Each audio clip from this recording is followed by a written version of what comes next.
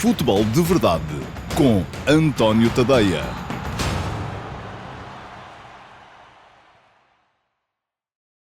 Olá a todos, muito bom dia. Sejam muito bem-vindos à edição número 43 do Futebol de Verdade para a época de 2023-2024. Hoje é quarta-feira, é dia 4 de outubro de 2023 e, naturalmente, o prato forte do Futebol de Verdade de hoje vai ser a reposição das edições do Futebol de Verdade Flash de ontem à noite. Isto é, depois de responder aqui às duas perguntas vossas que selecionei no âmbito do Q&A, vou repor, vai ser permitido a todos verem as edições de ontem à noite do Futebol de Verdade Flash, uma acerca do União Berlim 2, Sporting Clube Braga 3, e a outra acerca do Inter de Milão 1, Benfica 0. Ora, aqueles que são subscritores premium do meu Substack, em tadeia.substack.com, já puderam ver ontem à noite, receberam estes programas no e-mail após o final das partidas, com os meus 10, 15 minutos de comentário a cada um dos jogos.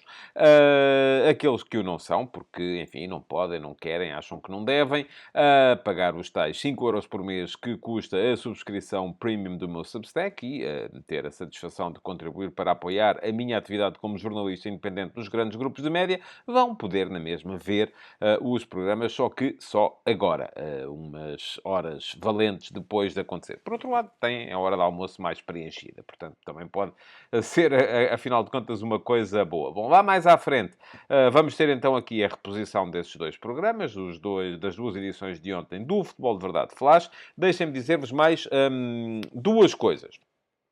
A primeira coisa é que podem inscrever-se ou podem entrar na nossa liga privada de fantasy da Liga dos Campeões. Há uma liga de fantasy da Liga dos Campeões do Futebol de Verdade, em que se pode inscrever quem quiser. Depois, no final, os prémios serão só para subscritores premium, mas podem, aqueles que não forem, podem na mesma ter a satisfação de dizer que ganharam. E, enfim, esse é o objetivo principal da participação em ligas de fantasy futebol, e já está aí a aparecer à vossa frente o código para poderem juntar a vossa equipa. Convém que já a tenham feita, que já tenham pontos somados. É perfeitamente permitido, a meio da época, juntarem-se a ligas já existentes e não perdem pontos por causa disso. O código é este que está aí à vossa frente, é o 30G7AN8X08. Vou repetir. 30G7AN8X08.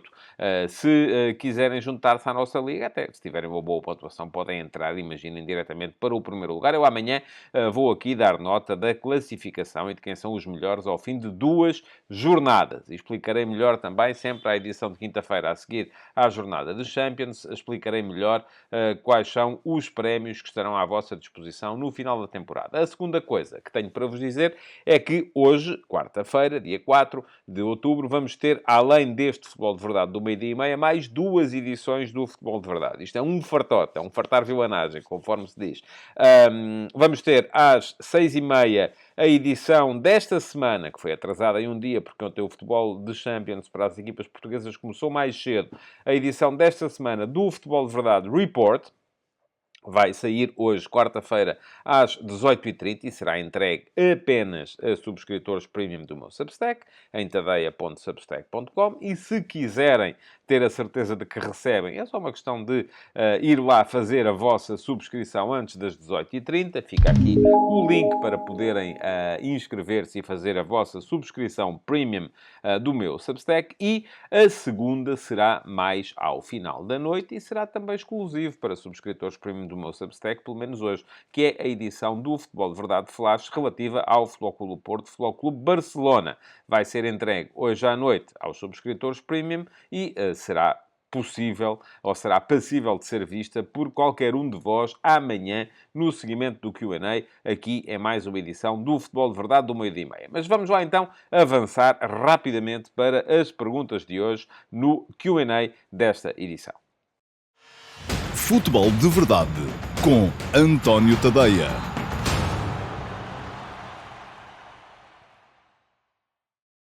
Ora então, muito bem, cá estou eu para responder às duas perguntas que tenho, que selecionei para responder na edição de hoje do Q&A aqui no Futebol de Verdade. A primeira, que é aquela que vem do meu canal de YouTube e vocês podem deixá-la sempre em qualquer caixa de comentários da última edição, em qualquer não, na caixa de comentários da última edição do Futebol de Verdade. Eu depois, no dia seguinte, vou lá, pego nas perguntas que lá estão, seleciono aquela que me apetece, a que me apetece responder e faço aqui a resposta. Portanto, já sabem, só têm que deixar perguntas na caixa de comentários. Peço-vos o favor de que o façam, porque isso ajuda o algoritmo do programa, faz com que ele seja mostrado a mais gente e, ao mesmo tempo, também faz com que leva à possibilidade de as vossas perguntas poderem ser aqui respondidas na edição seguinte do Futebol de Verdade por mim. Atenção, não é no live chat. No live chat eu respondo, estou lá sempre para conversar convosco, mas só posso responder a perguntas de resposta muito mais breve. Aquelas que exigem uma resposta mais ponderada, complicada e elaborada têm que ser deixadas na caixa de comentários, que é para eu poder responder aqui na edição do dia seguinte. E já sabem que, já que aí estão, o que é que podem fazer? É muito simples, é deixar o vosso like na emissão de hoje, antes de irem à caixa de comentários. Basta rodarem assim com o dedinho para deixar lá perguntas na caixa de comentários. Deixem um like também, aproveitem para deixar o like na emissão de hoje e inscrevam-se no canal. Fica aqui o link para poderem fazê-lo, para se inscreverem no meu canal. Ativem as notificações para serem avisados, porque já perceberam que há inúmeras edições diárias do Futebol de Verdade e, portanto, aquilo que podem fazer se estiverem inscritos, ou aquilo que vos acontece se estiverem inscritos no canal, é que recebem notificações sempre que há conteúdos novos a entrar no meu canal de YouTube. Bom, vamos lá. Já está à vossa frente a pergunta que selecionei entre as que foram deixadas no Futebol de Verdade de ontem no meu canal de YouTube. Foi deixada pelo Paulo Nogueira. Muito obrigado, Paulo, pela sua pergunta. E diz o Paulo o seguinte: boa tarde, António. Gostaria de saber a sua opinião. Constato que cada vez mais pessoas se afastam do futebol. Não sei se a culpa é dos dirigentes, dos árbitros, dos comentadores, etc, etc. Mas, pouco a pouco, não acredito em nada nem em ninguém. Ora, muito bem. Paulo, esta é uma pergunta que é um bocadinho recorrente e eu não me canso de responder sempre que ela aparece, porque acho que é muito importante e é a mensagem que todos nós que queremos que o futebol ande para a frente, temos que passar para as pessoas começarem a entender. Ainda ontem, curiosamente, também naquela caixa de comentários do programa de ontem, havia perguntas do género: porque é que vocês não denunciam os casos que são sempre a favor do clube A, ou do clube B, ou do clube C, porque isto depois cada um tem a sua versão das coisas. Eu, se quiser encontrar casos a favorecer e a prejudicar o Benfica neste campeonato, encontro. Se quiser encontrar casos a favorecer e a prejudicar o Futebol Clube Porto neste campeonato, encontro. Se quiserem encontrar casos para denunciar casos a favorecer e a prejudicar o Sporting neste campeonato, encontro. E, portanto, é muito simples. É só nós partirmos de um dos lados do triângulo, e eu tenho sempre essa teoria do triângulo. Vocês estão a ver, assim, aqui um triângulo isósceles, não é? Bom, imaginemos cada um dos três grandes clubes nos vértices desse triângulo. Visto de lá, parece que as decisões, ou quem está ao meio, e eu gosto de pensar que estou no meio do triângulo, quem está ao meio está muito próximo dos outros, mas não está. Está, pura e simplesmente, ao meio. E é isso que os clubes têm cada vez mais dificuldades a fazer. Mas aquilo que o Paulo perguntava era de quem é que é a culpa para isto estar neste estado. Eu acho que a culpa é um bocadinho de todos. E eu acho que enquanto nós não metermos todos um bocadinho a mão na consciência, isto não... Enfim, isto pode ser feito da maneira que eu gostaria, que era todos nós metermos a mão na consciência e percebermos que estamos a estragar o futebol, que é uma coisa de que tanto gostamos. Se isso não for assim, se tiver que ser à bruta, é bem pior, porque se for à bruta é através da repressão. E eu gosto muito mais de achar que é possível chegar à luz, ao caminho da luz, hoje estou muito budista, ao caminho do meio, através da consciencialização e não da repressão.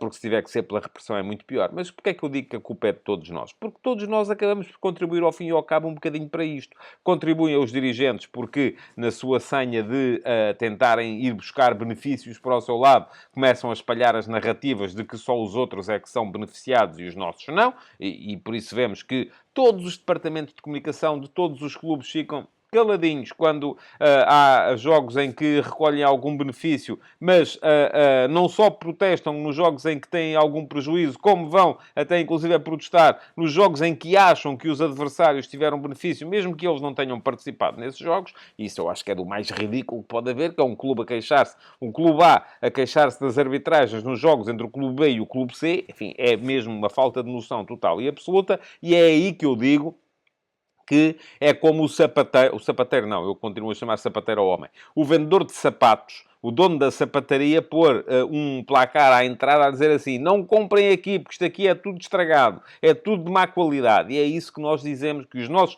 Eu posso dizer...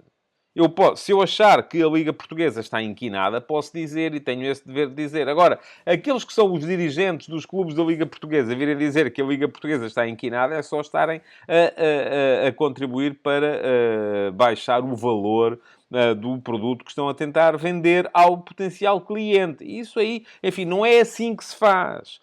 Não é pactuar, não é compactuar com as irregularidades. Não, é contribuir para que elas possam ser investigadas, denunciadas, punidos os culpados e inocentados os inocentes. Isto é muito simples. Agora, andar aí, ai, ai, ai, a gritar e tal, a chamar pelo lobo, só nos serve do mesmo que ao Pedro no conto do Pedro e o Lobo, que é quando vier o lobo a sério, ninguém leva a sério, ninguém percebe. E então isso acaba por dar barraca. Portanto, têm culpa aos dirigentes que, em vez de contribuírem de uma forma serena, de uma forma proativa, de uma forma inteligente para a resolução dos problemas, preferem agitá-los à frente de toda a gente para recolher. Eles não querem resolver os problemas. Eles querem que os problemas continuem, mas que os beneficiados sejam eles. Essa é a diferença entre uma postura e a outra. Depois, têm culpa, obviamente, os decisores da comunicação social, os jornalistas, programadores, toda a gente que, percebendo que é aí que está o fulcro, que é aí que está a atenção das pessoas. Eu bastou-me, no Futebol de Verdade, abrir um minuto no Flash para falar das arbitragens dos jogos, para os comentários em torno das arbitragens dispararem. Acredito que as visualizações também possam subir um bocadinho por causa disso. Mas para mim aquilo continuará a ser ali um minuto no fim e não explico jogos por aí. Ainda ontem o Benfica podia queixar-se, porque eu acho que há uma grande penalidade sobre o David Neres com o resultado ainda em 0-0. Mas aquilo para mim, no Futebol de Verdade Flash, é um minutinho lá no fim. Olha, houve um penalti, pronto. Está bem. Não é explicar o jogo em função daquilo, porque o jogo não se explica em função daquilo. Foi um erro, como houve muitos outros erros, também igualmente influentes. Mas, se eu quiser, de repente, multiplicar as visualizações do Futebol de Verdade por 10, é transformar isto no arbitragem de verdade. Porquê? E então, há muita gente que faz isso. Lá está. Essa é a lógica de produção de conteúdos que precisa da escala para ser viabilizada do ponto de vista económico ou financeiro, e por isso mesmo nós temos os programas nas televisões sobre futebol a centrarem-se permanentemente em torno desse aspecto. Porquê? Porque é isso que dá audiências, é a polémica que dá visualizações, é a polémica que dá receita, e portanto também há culpa da parte dos dirigentes. Mas mais, dos jornalistas e dos programadores, mas mais, se de repente isso dá audiência, é porque também há culpa vossa, porque é isso que vocês vão ver. Vem para aqui um tipo falar-vos de futebol, das dinâmicas e das subdinâmicas e da dificuldade que o Benfica tem em encaixar Di Maria e Neres no mesmo 11 porque eles não baixam e tal e não sei o quê, e depois não é num momento de contrapressão ou num momento de reação à perda, é num momento posterior da organização defensiva em que o Benfica fica a defender apenas com uma linha de 4 e mais 2, em vez de ter uma linha de 4 e outra linha de 4, a preencher o espaço à frente da sua grande área. E isso vocês, está bem, ok, têm a vossa ideia, eu não acho nada isso, porque se são do Benfica acham que eles são muito bons e, portanto, não há problema nenhum. Se são de outro clube acham que metam lá aqueles ou outros quaisquer e aquilo vai sempre resultar mal. Mas, enfim, estão-se um bocadinho nas tintas, não é disso que as pessoas, a generalidade das pessoas querem saber. Eu quero achar que aqueles que estão aqui a ver este programa é porque é disso que querem saber e por isso mesmo estão aqui e não estão noutro sítio qualquer, porque aqui é disso que eu falo, fundamentalmente. Mas a esmagadora maioria das pessoas não é disso que quer saber. Se eu vier para aqui falar de arbitragem, isto multiplica por 10. Se calhar perto aqueles que tenho, de que eu gosto bastante, porque são as pessoas que querem falar das mesmas coisas do que eu. Mas se calhar vêm 10 vezes mais e isto torna-se um projeto mais atrativo do ponto de vista até económico e financeiro, porque passa a ter mais visualizações. Portanto, também há culpa vossa. Vossa não é vossa, se calhar, daqueles que estão aqui a ver esta denúncia que eu estou a fazer, mas é vossa do público visto como uma entidade abstrata e geral, porque é isso que o público quer ver. E depois há a culpa dos jogadores que simulam, há a culpa dos jogadores, enfim, há a culpa dos árbitros quando tomam decisões que são muitas vezes cobardes. Portanto, há a culpa de um bocadinho de toda a gente. Mas a verdade, no fundo, é um bocado essa que o Paulo está aí a identificar, é que cada vez há menos gente a acreditar. E isso é uma das razões que faz com que as pessoas se afastem do futebol. Não é a única, atenção. o mundo está muito diferente do que estava quando eu tinha 20 anos. É preciso também termos a noção disso. Hoje em dia, e isso está mais do que identificado, os jovens de hoje, os rapazes de 18, 19, 20 anos, e as raparigas também, que também podem e devem gostar de futebol, não têm a mesma predisposição para ver um jogo do princípio ao fim que eu tinha. Porquê? Porque têm muito mais solicitações. Eu próprio hoje, se não estiver a trabalhar, e sou honesto em relação a isso, se estiver a trabalhar, estou focado, absolutamente focado no jogo. Se não estiver a trabalhar, sou capaz de estar a ver um jogo ao mesmo tempo que tenho um livro comigo, ou um jornal, ou uma revista, ou que faço um scroll no telemóvel para ver o que é que se está a dizer no Twitter. E, portanto, a coisa acaba por não ser acabo por não dar a mesma atenção ao jogo do que dava há 30 anos. E acredito que os miúdos de hoje façam a mesma coisa, também não tenham a mesma atenção. Porquê? Porque têm muito mais solicitações. E ainda aqui há dias estava a discutir isso com o meu amigo Hugo Gilberto, que é diretor adjunto de informação na RTP, porque lhe estava a fazer perguntas, até para responder num fórum ou num grupo do WhatsApp em que estou incluído, acerca das transmissões das modalidades ditas amadoras, e por que razão é que não há tantas transmissões das modalidades ditas amadoras, e que a RTP devia assegurar esse serviço, porque assegurava há 30 anos. E a questão não é essa. A questão é que é uma questão de racional financeiro também, mas não é só isso também. A questão é também que há 30 anos nós não tínhamos a quantidade de concertos que temos para ver hoje, não tínhamos a quantidade de filmes que temos para ver hoje, não tínhamos a quantidade de serviços de streaming que temos para ver hoje, não havia Netflix, não havia HBO, não havia Amazon, não havia tudo e mais alguma coisa que há hoje e que servem de concorrência a esses fenómenos, e que fazem com que esses fenómenos também muitas vezes não sejam mais. Mesmo dentro do próprio desporto, antigamente eu sabia perfeitamente que ao sábado, a seguir ao almoço, tinha o torneio das 5, na altura eram 5, das 5 nações em rugby. Ao domingo, à hora do almoço, tinha a Fórmula 1. E não havia mais desporto a ser transmitido em lado nenhum. E por isso eu via aquilo durante ao sábado à tarde, via o handball, via o basquetebol, via... Enfim, o hóquei patins nunca foi muito de ver, porque não conseguia ver a bola. Via uma série de coisas que hoje em dia não vejo. Hoje em dia não vejo porquê? Porque, ao mesmo tempo que estão a ser transmitidas essas coisas, estão a ser transmitidos os jogos da Premier League, da Liga Italiana, da Liga Alemã, por aí afora. Mas isso não explica o afastamento do futebol. Enfim, agora, ajuda a explicar o afastamento da Liga Portuguesa, porque há outras coisas para ver, ou das modalidades amadoras, porque há outras coisas para ver. Mas também ajuda a explicar depois o afastamento do futebol, porque há muitos outros estímulos. Porque em vez de estar a ver, se calhar, os jogos de futebol, eu posso ir ao cinema, eu posso ver um filme, eu posso no streaming, eu posso... enfim, há inúmeras coisas, oferta cultural que não havia há 30 anos. Portanto, o futebol, no meu ponto de vista, está a adaptar-se mal, pelo menos a nível nacional, a esta nova realidade. E é isso que, de facto, faz com que muitas pessoas se afastem também do futebol. Não é só uma questão de suspeição, é também uma questão de adaptação às novas realidades e ao novo mundo. Bom, Paulo, foi uma pergunta que é recorrente, tal como eu digo, e que aparece com alguma frequência, mas à qual eu gosto sempre de responder, porque, enfim, acho que é um bocadinho a minha missão, espalhar um bocado esta mensagem. E com isto passamos já para a segunda pergunta de hoje, que é a pergunta que vem do meu servidor de Discord. E ao meu servidor de Discord podem aceder todos os subscritores premium do meu Substack, em tadeia.substack.com. O link para subscrição já ficou lá atrás. Não é só para fazerem perguntas para entrar aqui, temos lá diversas chatrooms, onde vamos discutindo os jogos, não só de futebol, como também de outras modalidades. Há lá chatrooms para tudo e mais alguma coisa. E, enfim, criámos ali uma comunidade engraçada, em que já há pessoas que são amigas umas das outras e não se conheciam, pessoas que estão separadas por milhares de quilómetros na sua vida. Bom, e também é preciso dizer que o meu servidor de Discord não é a única razão a justificar a subscrição premium do meu Substack. Há muitos conteúdos para ler. Aliás, deixem-me dar-vos uma notícia. Eu estou, e todos os dias, decidi que todos os dias perco ali uns minutos, uns 15, 20 minutos, a recolocar no meu Substack textos antigos, porque eu, enfim, comecei o Substack em outubro de 2021, mas já sou jornalista profissional há muito mais tempo. E estou a andar para trás no tempo, já estou em novembro de 2020 a colocar ali no arquivo os textos que eu fui produzindo ao longo da minha carreira. E ao arquivo, deixem-me dizer-vos, só têm acesso os subscritores premium do meu Substack. Portanto, é mais uma vantagem para quem é subscritor premium, é o acesso total ao arquivo.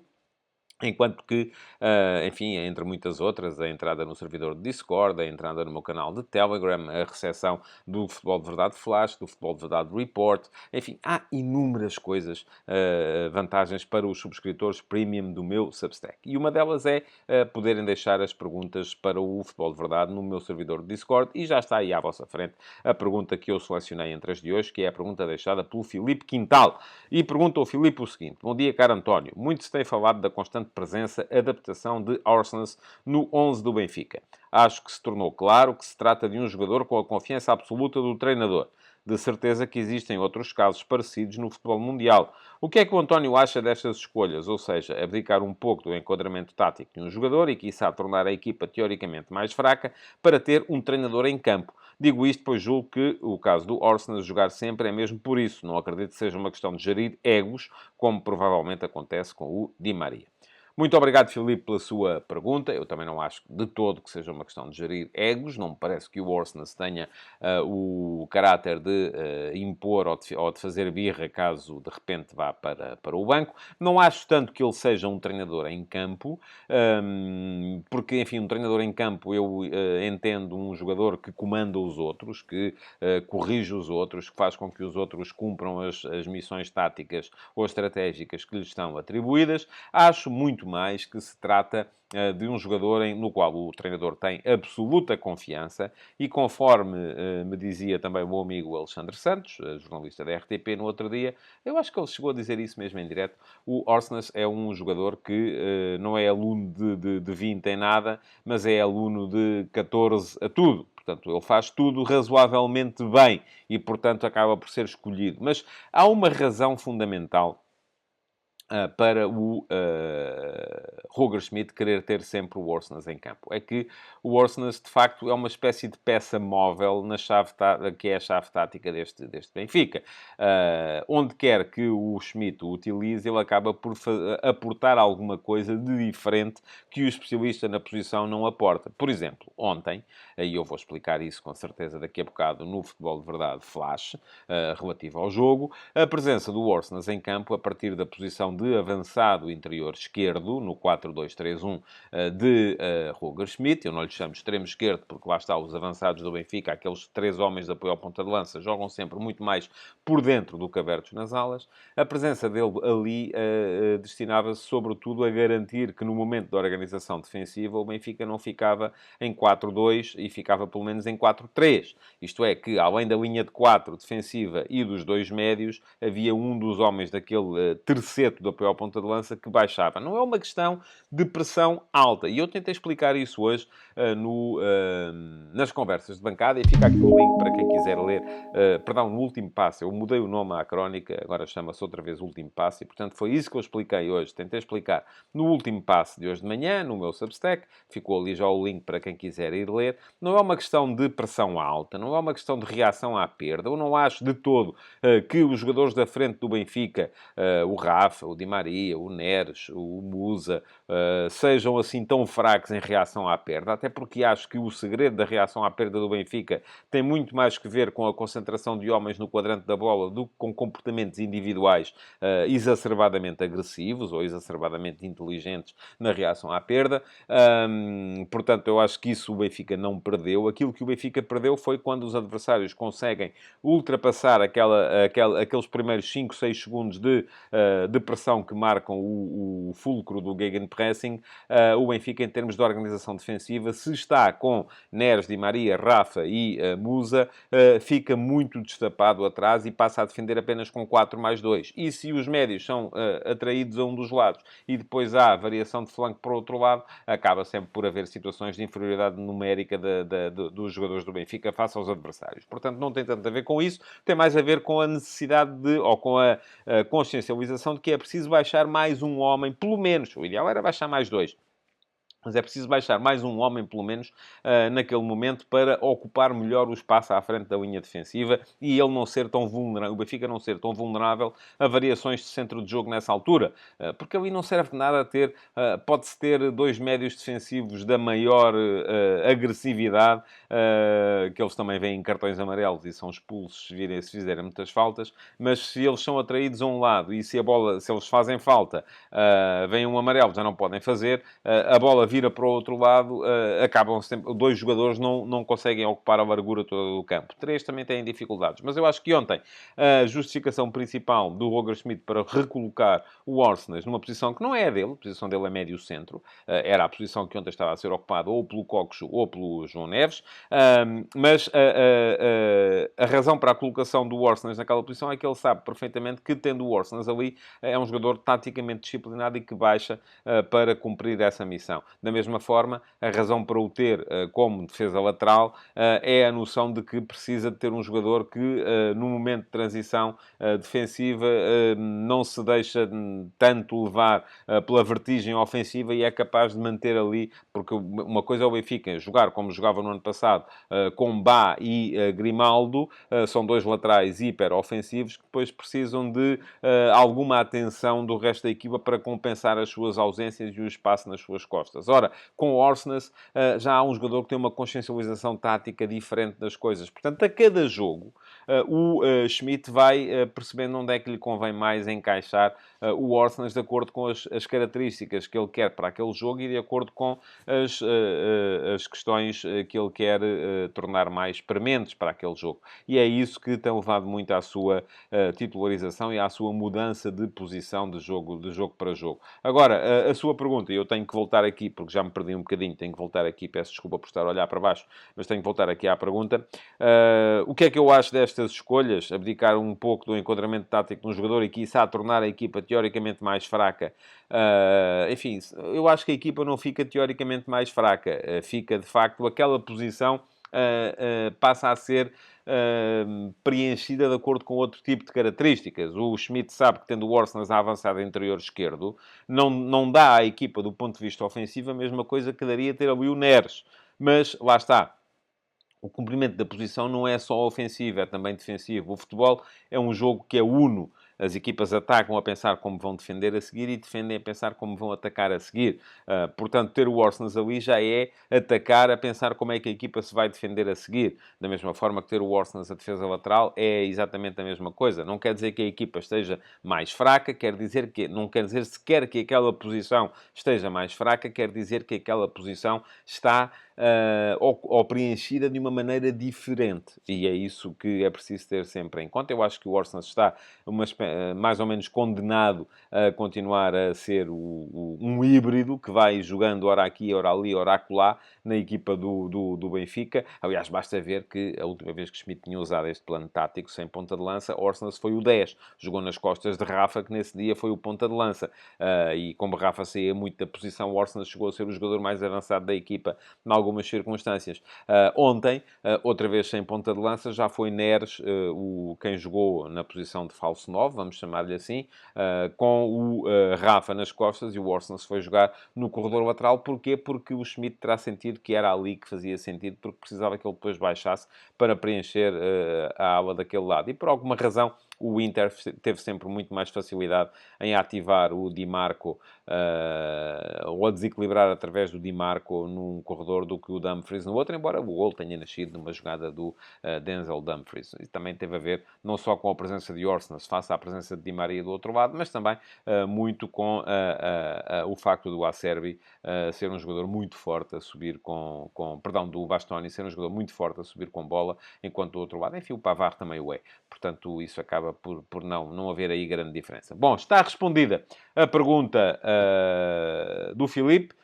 E, portanto, resta-me voltar a dizer-vos e pedir-vos que deixem perguntas para a edição de amanhã do Futebol de Verdade e deixar-vos, então, com o Futebol de Verdade Flash, ou com os Futebols de Verdade Flash, relativos ao União Berlim 2, Sporting Clube Braga 3 e ao Inter de Milão 1, Benfica 0. Futebol de Verdade com António Tadeia.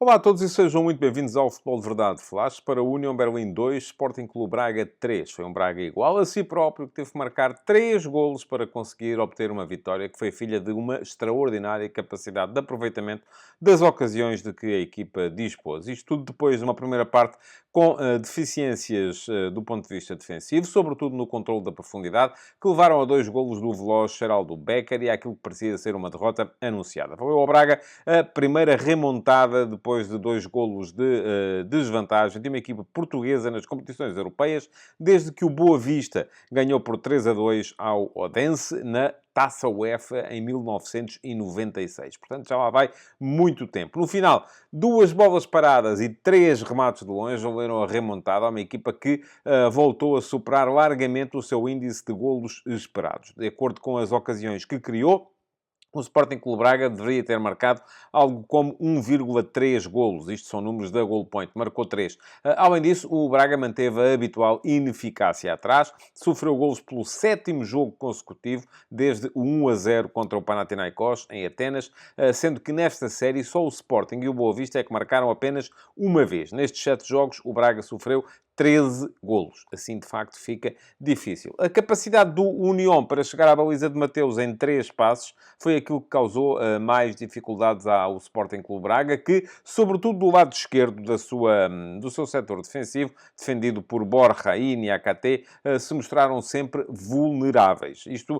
Zalazar não dava grandes garantias no ponto de vista das coberturas, era quase sempre a bola longa tinha que ser disputada por Niakate, que saía de posição e deixava espaço atrás, enquanto do outro lado Al-Musrati dava esse tipo de garantias, no lado direito do meio-campo, do lado esquerdo Zalazar não, forçava a saída de Niakate para ir disputar as bolas aéreas e era muito fácil depois à equipa do União Berlim explorar as costas do setor defensivo da equipa bracarense. Ora, foi sempre por ali que o União Berlim criou perigo. Foi assim que Gulsen se fez o 1-0 logo aos 4 minutos, em golo anulado pelo VAR por fora de jogo de Geraldo Becker, que se tinha isolado por aquele lado. Foi assim outra vez que, no seguimento de uma jogada que envolveu Juranovic, Kral e Becker, Becker fez o 1-0, este sim validado, porque já estava em posição regular. Foi assim outra vez que, aos 37 minutos, Becker marcou 2-0, depois de um passe longo de Duki, uma bola ganha no ar por Tossar a Niakate e depois Becker a surgir nas costas para poder isolar-se face ao guarda-redes Mateus. Ao Braga valeu, no final da primeira parte, um golo salvador de Niakate, num canto, o remate de fora da área de Ricardo Horta, o guarda-redes Ranau a largar a bola para a frente e Niakate a fazer o golo que foi na altura o 2-1, a meter o Braga dentro do jogo e depois uma boa entrada na segunda parte, mais um canto, desta vez Ricardo Horta a amortecer para um remate muito bem colocado em arco de Bruma, que fez a bola entrar exatamente no ângulo da baliza da equipa alemã. O 2-2 levou, na altura, a um jogo mais equilibrado. O Braga teve ali um período descendente, mas ele foi rapidamente anulado pelas substituições feitas pela equipa alemã. As entradas do Laduni e de Aronson vieram empurrar outra vez o União Berlim para mais perto da baliza de Mateus e já foi um bocadinho contra a corrente do jogo que, num remate de fora da área de André Castro, o Braga fez o 3-2. Acabou por sair com uma vitória que é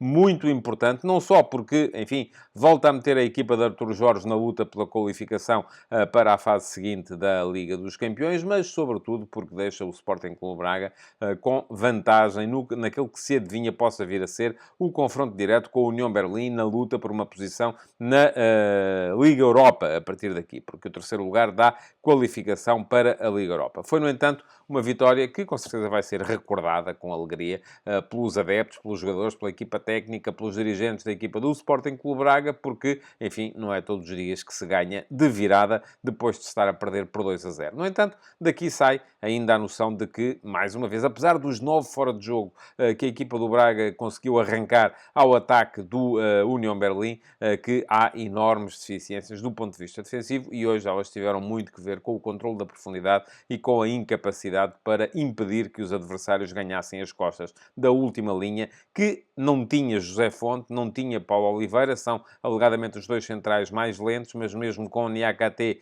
e o turco Serdar, acabou por se mostrar bastante vulnerável.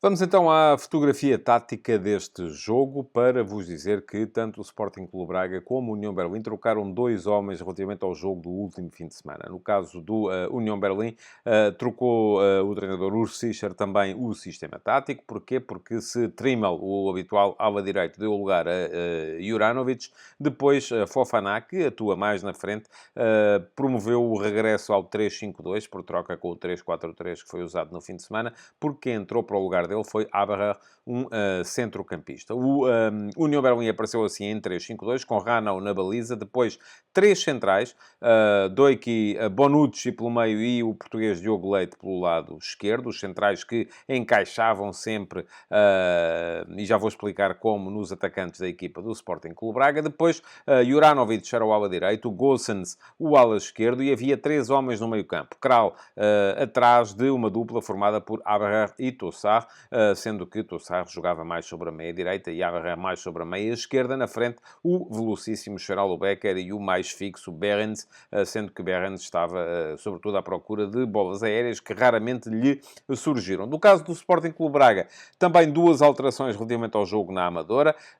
Víctor Gomes, o lateral direito lesionado, se deu lugar a João Mendes, uma estreia dura para João Mendes, embora a equipa não tenha sentido assim tantos problemas pelo seu lado como sentiu pelo outro, portanto acabou por sair com nota positiva desta deslocação a Berlim. E na frente, em vez de Pizzi, que tinha jogado na Amadora, apareceu Bruma, regressou Bruma, que já tinha feito o gol do Braga contra o Nápoles e voltou a marcar hoje. Portanto, segue com 2 golos em 2 jogos. O Braga no seu habitual 4-2-3-1, com Mateus na baliza e depois uma linha de 4 formada por João Mendes, Serdar e Niakate, parecem ser os dois centrais que estão na frente da hierarquia para Arthur Jorge neste momento, e do lado esquerdo, Borja. Os dois médios eram Al-Musrati e Zalazar, sendo que mais à frente Jaló atacava pela direita, Bruma pela esquerda, Ricardo Horta era o 10, jogava nas costas do ponta de lança, que era Simón Banza. Ora, o União Berlim começou por tentar defender alto, os alas iam geralmente, os alas, portanto, Juranovic e Goossens,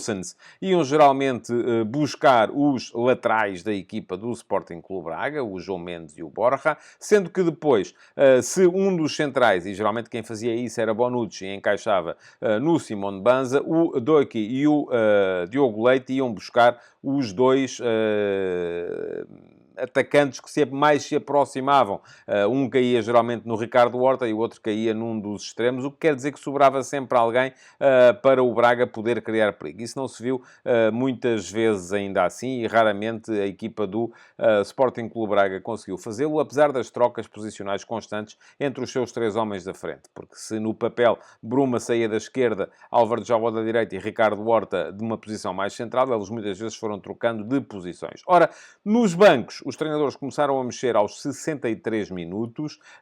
No caso, o União Berlim trocou Behrens, o ponta de lança, por Volland, mas não ganhou muito com isso. O que ganhou, sim senhores, foi com a troca de Tossar por Laidoni, porque Tossar já estava em condições físicas precárias. Laidoni veio dar uma chama nova ao lado direito do meio-campo da equipa do União Berlim, e isto ainda se notou mais depois, aos 81 minutos, com a troca de Aberra por Aronson, ou seja, os dois médios interiores, os dois médios mais ofensivos da equipa do União Berlim estavam frescos e começaram por causar grandes problemas à equipa do Sporting Clube Braga. No caso do Braga, o que é que se viu? Aos 73 minutos, trocas de Borja por Adriano Marín para tentar estancar um bocadinho aquela ferida aberta que era ao lado esquerdo da defensiva bracarense, e ainda de Zalazar por João Moutinho, com a mesma intenção, porque exatamente Zalazar, Borja e, eu diria também, Niakate eram os três jogadores em mais dificuldades para aguentar, do ponto de vista defensivo, o ataque da equipa do União Berlim, mas foi depois, aos 83 minutos, que Arthur Jorge acabou por fazer as trocas que lhe ganharam o jogo. Porquê?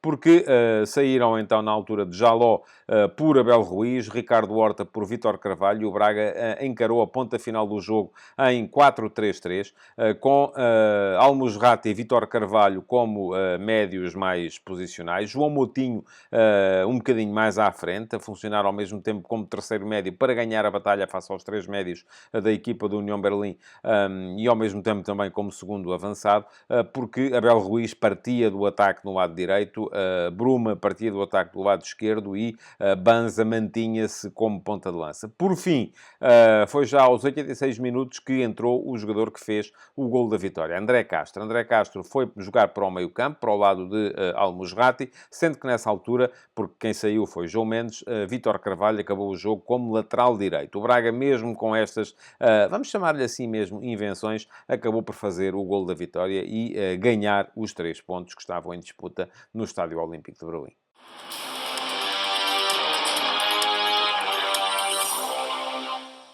Houve algumas boas exibições na equipa do Sporting Clube Braga e eu acho que acima de todas esteve a de Bruma. Bruma, que já na primeira parte tinha estado na origem do primeiro lance de perigo criado pelo Sporting Clube Braga, aos 33 minutos, quando ele arrancou pelo meio e chutou para uma boa defesa de Ranau. Depois marcou um golaço e esteve em destaque na forma como carregou a equipa para a frente.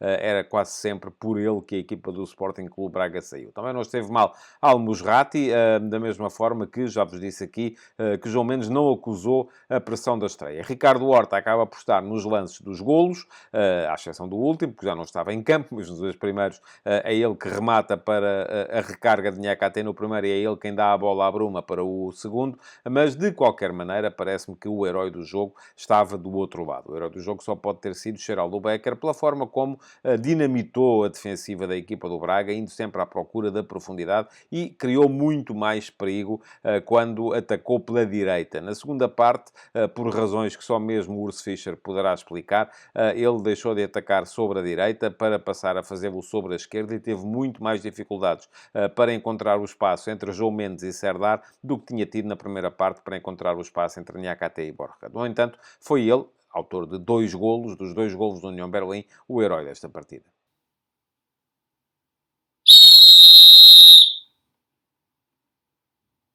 Há pouco ou nada para dizer acerca da arbitragem do sérvio Jovanovic. O único erro que ele podia ter cometido, ou que ia cometendo, cometeu mesmo, mas acabou por ser salvo pelo VAR, teria sido a validação daquele que podia ter sido o primeiro golo do União Berlim, que tinha partido de uma posição de fora de jogo de Geraldo Becker. Depois o golo acabou por ser marcado por Robin Gosens, do outro lado, mas no início da jogada estava ferido de ilegalidade. O VAR fez aquilo que lhe competia, mandou anular e a partir daí o jogo foi quase sempre muito bem controlado pelo árbitro sérvio, sem problemas, e também os jogadores acabaram por não lhes causar, de modo que foi uma arbitragem sem incidências de maior.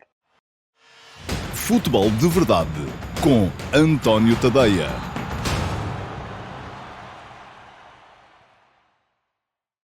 Olá a todos e sejam muito bem-vindos ao Futebol de Verdade Flash para o Inter de Milão 1, Benfica 0. O Benfica acabou por sair de San Siro, batido pela margem mínima, apenas um golo, marcado por Thuram, mas, na verdade, o jogo bem podia ter-lhe corrido pior, não fossem as 7 defesas de Anatoly Trubin e as 2 bolas enviadas aos ferros da baliza do Benfica por Lautaro Martínez. Os encarnados permitiram ao adversário 21 remates, é muito remate, e um XG, um índice de golos esperado de 3,6. Isto é, em condições normais, tendo em conta as situações de finalização de que dispôs, o ataque do Inter devia ter marcado algo entre 3 e 4 golos. Acabou por marcar apenas um, através de Thuram, ao minuto 62, mas isso, se é verdade que chegou ao Inter para somar os 3 pontos e mantém o Benfica com 0 na classificação e numa posição mais complicada, acaba por ficar um resultado mais escasso do que aquilo que a produtividade das duas equipas mostrou em campo. O jogo foi marcado pelo regresso de Roger Schmidt à fórmula tática que tinha utilizado na Supertaça, na estreia da época oficial do Benfica, na altura contra o Flóculo do Porto, isto é, sem um ponta de lança de referência. Musa não esteve no 11 e o Benfica, a maneira que Schmidt encontrou para, ao mesmo tempo que usava Ángel Di Maria e David Neres, poder ter na linha, nos 4 homens da frente, um jogador em condições de recuar para fazer muitas vezes terceiro médio, foi abdicar do ponta de lança e o Benfica entrou com Di Maria pela direita, Fredrik Orsnes, que era esse jogador que baixava muitas vezes para terceiro médio pela esquerda, e Rafa e Neres, os dois no corredor central, sendo que era mais vezes o brasileiro quem fazia as vezes de ponta de lança, embora isso, na verdade, não lhe conviesse, porque era muitas vezes forçado a receber a bola de costas para a baliza e sem poder explorar aquilo em que ele é forte, que é a capacidade para encarar o adversário num 1 para 1 ou para ir buscar a bola no espaço atrás da última linha do adversário. A verdade é que durante a primeira parte o jogo foi ainda assim um jogo muito fechado, poucas situações de perigo de parte a parte. O Benfica até beneficiou da primeira, embora tenha sido um lançamento de linha lateral cobrado de forma rápida e inteligente por Bá, que conseguiu isolar Orsnes atrás da última linha defensiva do Inter e à frente de Zomer. Zomer conseguiu, o guarda-redes do Inter conseguiu defender, mas na primeira parte também apenas uma situação de mais algum perigo por parte do Inter e um jogo muito fechado. Parece que o Inter não terá demorado algum tempo, Simone Inzaghi, a perceber aquilo que era a estratégia de Roger Schmidt para este jogo e por isso mesmo não percebeu que tinha condições para, pressionando um bocadinho mais, impedir sequer o Benfica de sair. E foi isso que se viu na segunda parte. O aumento de agressividade por parte do Inter, não na saída de bola propriamente dita. Os jogadores do Inter até deixavam os adversários, os jogadores do Benfica, fazerem aquele primeiro passo, o primeiro passo de saída, mas caíam em cima do jogador que ia receber essa bola, fosse um jogador do meio-campo, fosse um jogador dos três que estavam no apoio ao ponta de lança, e recuperavam quase sempre a bola à entrada do meio-campo do Benfica, de maneira a partirem para ataques sucessivos para a baliza de Trubin, que nesse período foi o ganha-pão da equipa do Benfica. Foram várias as situações de perigo criadas pelo Inter na segunda parte, um cabeceamento de Dumfries logo aos 53 minutos, um remate de Lautaro Martínez à barra aos 55, um remate outro de Lautaro Martínez agora ao poste aos 61 e depois até que aparece mesmo o gol de Thuram aos 62 e mesmo na ponta final, quando o Benfica já arriscou mais um bocadinho, quando Schmidt fez entrar, e já vou explicar isso mais à frente, quando falar aqui na fotografia tática do jogo, fez entrar não só um, mas depois até dois pontas de lança, porque acabou o jogo com Artur Cabral atrás de Petar Musa. Foi o Inter, mais uma vez, quem criou situações de perigo. Mais um remate de Lautaro aos 74, que Otamendi cortou de carrinho quando a bola ia para a baliza, já tendo o argentino ultrapassado, o Trubin. Mais um remate de Lautaro agora para uma mancha de Trubin aos 74. Ainda outro para uma defesa de Trubin com os pés aos 87. E, por fim, ainda mais um de Lautaro aos 90 mais 4. Lautaro Martínez podia ter saído hoje com tantos golos como aqueles que marcou no último fim de semana. Tantas foram as vezes que, com mestria, o guarda-redes ucraniano do Benfica se lhe opôs e o impediu de marcar. No fim, ao fim e ao cabo, o jogo acabou por ser frustrante para o Benfica, que vai entrar para a dupla jornada contra a Real Sociedade com 0 pontos no seu grupo e, portanto, em dificuldades, vai ter que fazer pelo menos 4 pontos nestas duas partidas para poder ainda sonhar com qualificação. E atenção, porque a Real Sociedade está forte, como ainda hoje mostrou, ganhando fora de casa ao Red Bull Salzburgo.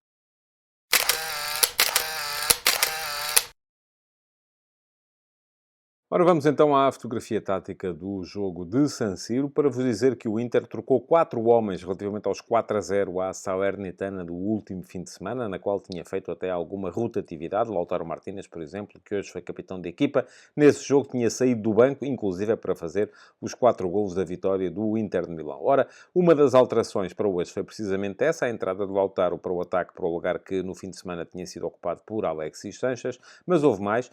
Di Marco regressou à posição de ala esquerda, onde tinha jogado Carlos Augusto. Mkhitaryan voltou também ao meio-campo para substituir Davy Klaassen e atrás reentrou Bastoni para o lugar de Vrij. Portanto, o Inter apareceu no seu habitual 3-5-2, com Thuram e Lautaro Martínez, os dois muito móveis na frente de ataque, Dumfries como ala direito, Di Marco como ala esquerda, e o meio-campo formado com Çalhanoğlu, o médio mais recuado, precisamente por ter mais visão de jogo, por ser o melhor lançador de ataques, atrás de Barella e Mkhitaryan. Depois, os centrais eram Pavard, Acerbi e Bastoni à frente do guarda-redes Zomer. Aquilo que se via do Inter era uma enormíssima capacidade, por exemplo, dos seus centrais, sobretudo Bastoni, que o fez muitas vezes pelo lado esquerdo, para saírem em posse. Bastoni chegou a ir, inclusive, várias vezes à linha de fundo para cruzar, portanto, já se vê que estes três de trás acabam por funcionar muitas vezes como gente que aparece na frente, mas ainda assim, na primeira parte, o Benfica a conseguir quase sempre maniatar o Inter. E o Benfica surpreendeu o próprio Simone Inzaghi, deve ter ficado surpreendido com aquilo que foi o 11 apresentado por Roger Schmidt. Fez Schmidt duas alterações relativamente ao 11 que jogou contra o Futebol Clube do Porto na última sexta-feira. Trocou, já se sabia que ia ter que o fazer, António Silva por Morato, no centro da defesa. António Silva estava suspenso, depois de ter sido expulso contra o Red Bull Salzburgo, e abdicou do ponta de lança Musa, fazendo entrar na equipa um defesa esquerdo. Foi a estreia de Juan Bernat, o defesa esquerdo emprestado pelo Paris Saint-Germain, que, enfim, não comprometeu. Também não fez uma exibição por aí além, mas pelo menos não comprometeu. Foi um jogador sempre sólido, não inventou, sempre utilitário e sem grandes motivos para que se falasse sequer dele. O Benfica apareceu no seu esquema habitual, o seu 4-2-3-1 habitual, mas com nuances. Porquê? Porque Trubin era o guarda-redes, Bá era o lateral direito, e Bá teve que sair muito cedo, magoou-se aos 22 minutos. Aliás, já se dizia que ele estaria em dúvida. Falta perceber se a lesão que o forçou a ser substituído por Tomás Araújo logo aos 22 minutos era a mesma ou não, e se terá havido aqui excesso de risco na sua utilização. Mas Bá era o lateral direito, Bernat lateral esquerdo, os centrais Otamendi e Morato, Cockchu e João Neves, mais uma vez, dupla de médios, a jogar à frente dos centrais para presidir a saída de bola, e depois, mais na frente, Di Maria a atacar a partir do corredor direito, Orsnes a partir do corredor esquerdo e Rafa nas costas de David Neres. Eram os dois jogadores mais centrais no ataque do Benfica. Ora, já se vê que a presença de Orsnes na linha da frente servia precisamente para o Benfica ser capaz de compatibilizar as presenças de Di Maria e Neres. E Neres esteve muito mais em jogo do que Di Maria, que praticamente não se viu na partida de hoje, e inclusive continuou a ser uma fraqueza do Benfica no plano defensivo, porque exatamente aquele corredor direito onde ele estava a jogar foi sempre uma passadeira para Di Marco seguir por ali afora e causar inúmeros desequilíbrios o ala esquerdo do Inter, durante sobretudo a segunda parte. Mas o Benfica atacava com Di Maria pela direita, e depois Orsnes, que era o atacante esquerdo, acabava por muitas vezes vir reequilibrar e vir aparecer próximo dos dois médios, Cockchu e João Neves, e isso na primeira parte impediu o Inter de ser perigoso. O jogo na primeira parte foi sempre muito igualizado, sem muitas ocasiões de gol de parte a parte. Ora, na segunda parte, aquilo que mudou foi, sobretudo, a percepção do Inter daquilo que o adversário estava a colocar em campo. O Inter passou a pressionar muito melhor o primeiro passe da equipa do Benfica, não o jogador que o fazia, mas o jogador que o recebia. Foram sucessivas as recuperações de bola da equipa do Inter nesse momento. Porquê? Porque o Benfica não tinha o tal avançado de referência capaz de segurar a bola, e muitas vezes os jogadores para quem esse passe era dirigido não se sentiam confortáveis a jogar de costas para a baliza, a jogar de frente para a sua equipa, a jogar como referências. E o que é que aconteceu? Na segunda parte, o jogo só conheceu o caminho da baliza de Anatoly Trubin. O Inter não mexeu muito do ponto de vista tático. Aquilo que fez foram basicamente trocas que não levavam a alterações táticas na equipa. Trocou Thuram por Alexis Sanchez, Dumfries por Darmian. Portanto, tudo na mesma. Mais à frente, Di Marco cedeu o lugar a Carlos Augusto, Çalhanoğlu a Aslani, e, perto do final, Barella a Klaassen. Portanto, o Inter manteve-se sempre fiel à mesma ideia, à mesma disposição em campo, o mesmo 3-5-2. Quanto ao Benfica, mudou não de sistema, porque esse também foi sempre o mesmo, 4-2-3-1, mas foi mudando as características dos jogadores. Logo à partida, porque não tinham um lateral direito para substituir Bá. A única alternativa que Schmidt teria nessa altura, quando Bá se lesionou, era eventualmente fazer entrar um outro jogador para a frente e recuar Orsnes para o lateral direito, mas já se vê que Schmidt não queria abdicar da possibilidade de ter Orsnes a recompor o meio-campo vindo da zona da frente. Porquê? Porque só tinha dois médios, Cockchu e João Neves, e precisava que um dos jogadores da frente baixasse. E não teria, com certeza, no banco nenhum jogador para alinhar ali em condições de fazer dele terceiro médio em momento defensivo. Portanto, aquilo que fez foi colocar Tomás Araújo em vez de Bá. E Tomás Araújo não fez um mau jogo também, mas teve também muitas dificuldades na segunda parte com as cavalgadas sucessivas de Di Marco, que foi um verdadeiro problema para o lado direito da defesa do Benfica. Mais à frente, ao minuto 69, já a perder 7 minutos, Schmidt trocou Rafa por Musa e Coxo por Chiquinho. Coxo perdeu alguns passes na partida de hoje.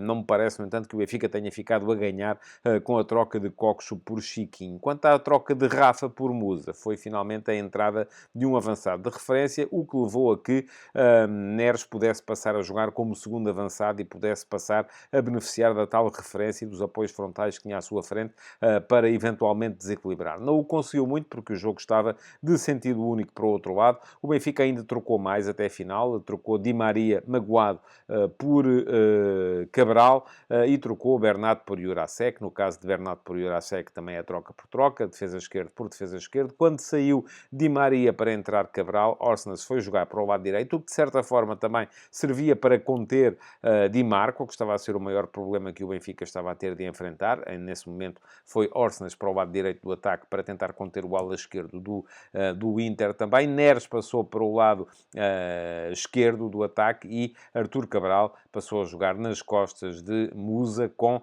João Neves e Chiquinho no meio-campo. De qualquer modo, nunca o Benfica foi capaz de inverter aquilo que estava a ser uma segunda parte muito problemática para a sua organização defensiva.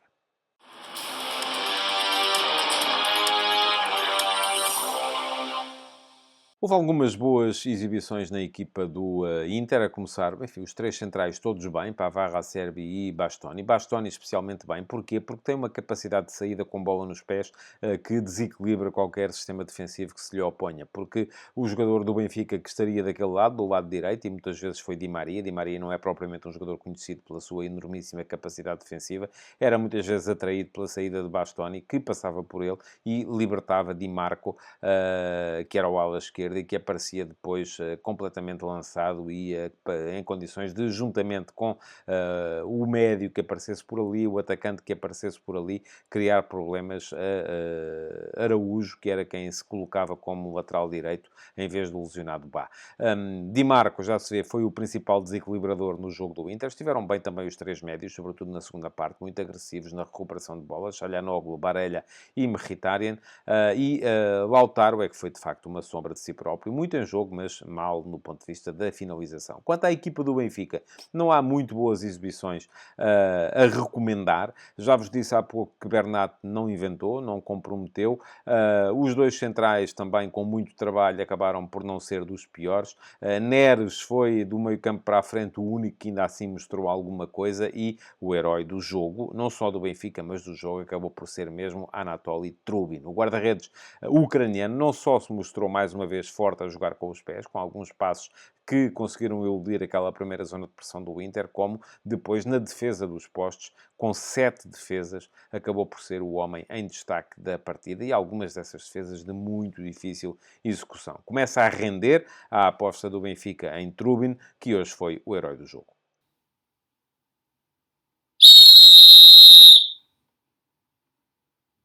O neerlandês Danny McAlee, que já tinha sido o árbitro do tristemente célebre Sérvia-Portugal, em que há aquele golo de Cristiano Ronaldo que entra 1 metro, pelo menos, dentro da baliza da Sérvia e que nem ele nem os seus árbitros auxiliares viram, num jogo em que não havia VAR, voltou hoje a assinar uma exibição da qual a equipa portuguesa não sairá, com certeza, muito feliz. Pareceu-me ter ficado por marcar uma grande penalidade evidente de Barella sobre Neres. É verdade que o toque pode ser muito ligeiro, mas é preciso enquadrar tudo num contexto. Neres tinha acabado de ganhar em velocidade, estava a travar para conseguir controlar a bola antes da chegada da linha de fundo e ali qualquer toque naquele que é o seu pé de apoio pode ser o suficiente para o desequilibrar, para o fazer cair e parece-me que foi isso que aconteceu logo ao minuto 29. O jogo podia ter sido outro, eventualmente, se o árbitro tem marcado aquilo que me pareceu ser essa grande penalidade a favor do Benfica. De resto, parece-me que já esteve bem quando ignorou o pedido de penalti de Otamendi, já no período de descontos, quando o defesa central do Benfica alega que teria sido agarrado por um adversário dentro da área. Aí já me parece ter sido mais o desespero a falar do que outra coisa qualquer. De qualquer modo, a arbitragem de Danny McAlee fica, no meu ponto de vista, pelo menos, marcada por essa grande penalidade não assinalada a favor do Benfica ao minuto 29. Futebol de Verdade, de segunda a sexta-feira, às 12h30.